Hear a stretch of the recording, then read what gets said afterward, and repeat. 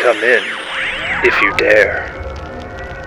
Welcome to a world of the fantastic and the macabre. Welcome to Ghost Stories YYC. Prepare yourself for a tale of terror. Written by Kaitlynn Copithorne. With art by Kaitlynn Copithorne. Sister Sigrun. The night's delivery had been a relatively easy one. A third child for a young farming family 3 hours walking from Aikendale.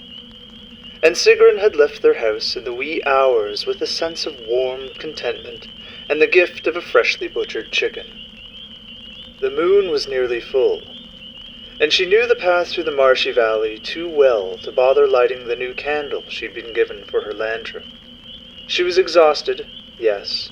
Her old bones would not allow her to keep up her work for much longer. But she relished the blessing of an uncomplicated birth. Sigrun knew herself to be the most experienced midwife to be found between Nordbega and Normheinsud, and as such she was reluctant to retire from her work until her aging body left her no choice.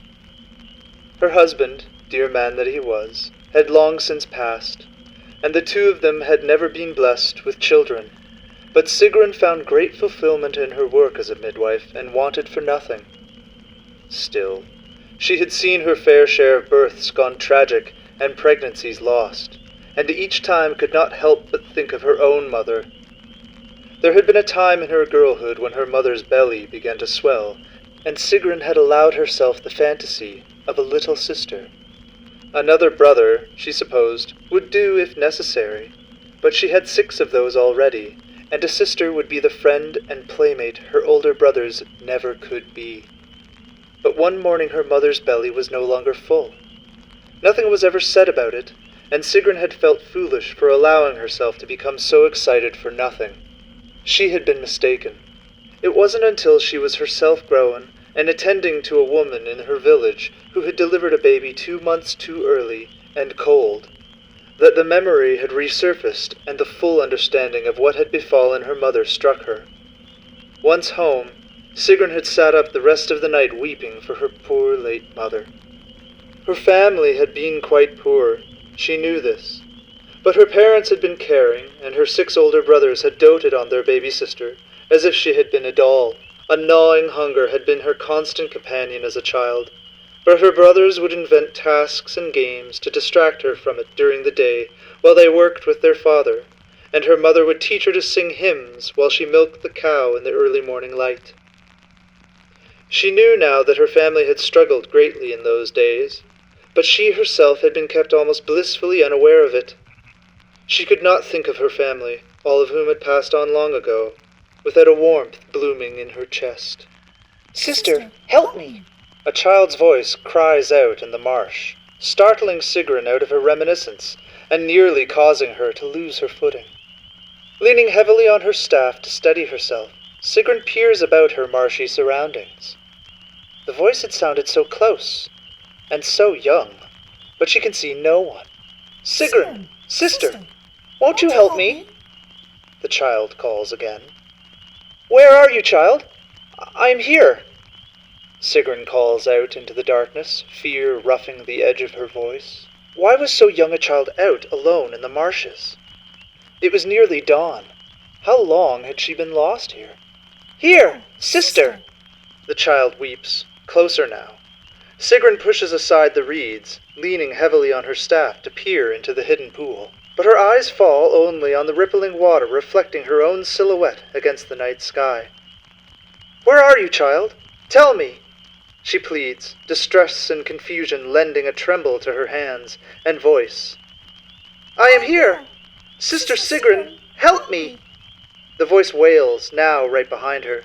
"I have been lost in this marsh for longer than I can say, and I am so cold and so tired. Won't you help me?"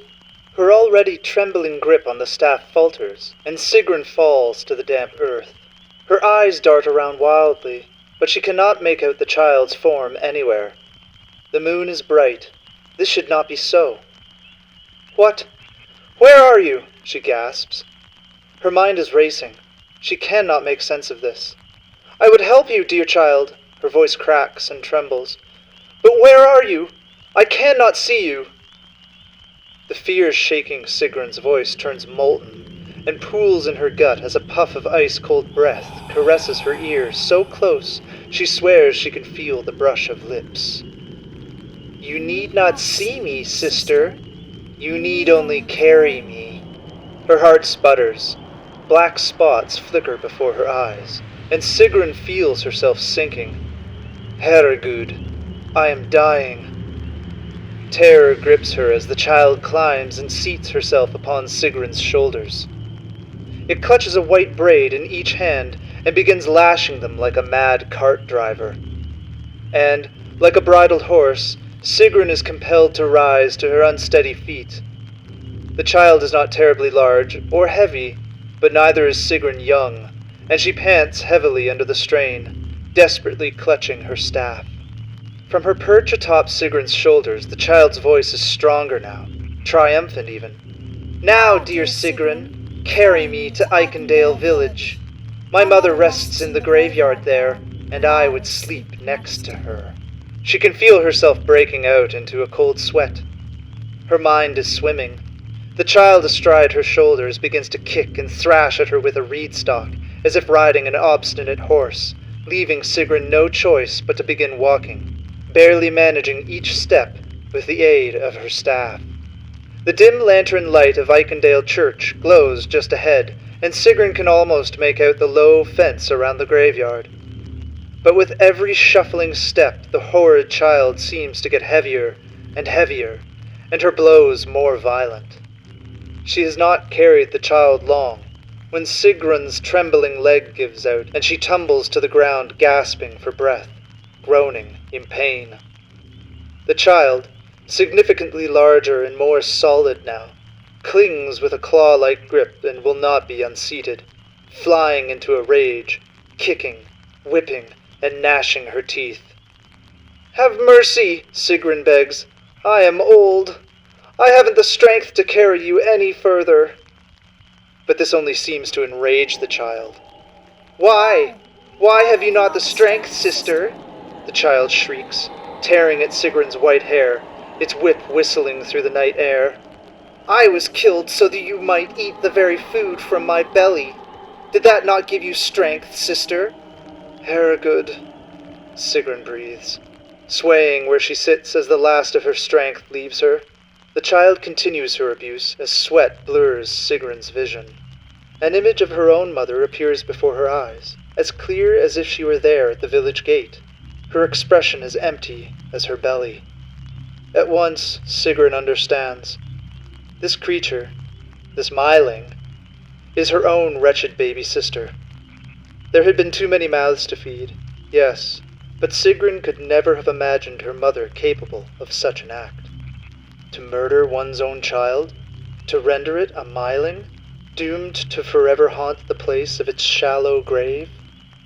There can be no rest for a myling, Sigrun knows. They must be carried by the living to a proper burial in a graveyard.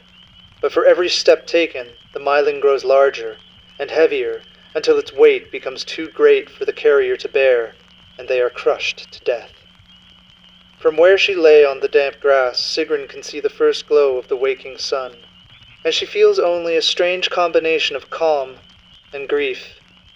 Grief for her mother, for herself, for this wretched creature who might have been her sister.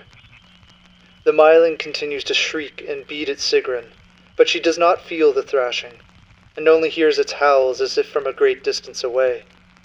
She is overwhelmingly exhausted, and allows her eyes to fall closed once, twice,